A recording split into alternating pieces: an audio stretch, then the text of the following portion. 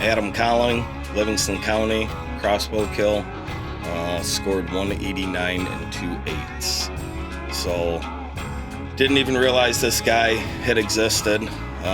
Neighbor actually had showed me pictures of a 12 point with a nasty drop tine that was hoping to run into.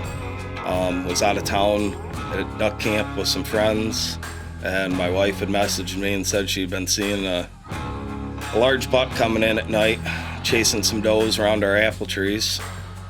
So a couple days later, I get home, decided I was going to sit that night, and about 5-10 minutes before the sun went down, he came up out of the back corner of the property and chased some does off of the apple trees and came right in and opened up to give me a 30-yard shot.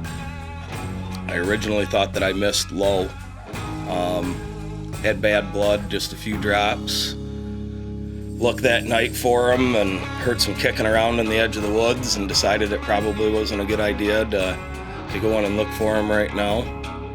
So I actually had to go to work the next morning and went into work and got the guys started, and I had to go home. My heart was just torn of what was laying out in the woods, and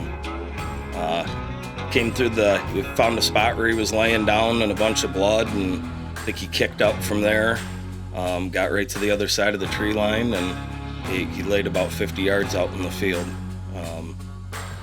All I could see was big rack sticking up out of the weeds, and got up on him, and I couldn't believe the size of the rack, and he was just a horse. He dressed out at 235 pounds. The biggest deer I've ever seen in my life, and probably won't ever come close to seeing one of this caliber again.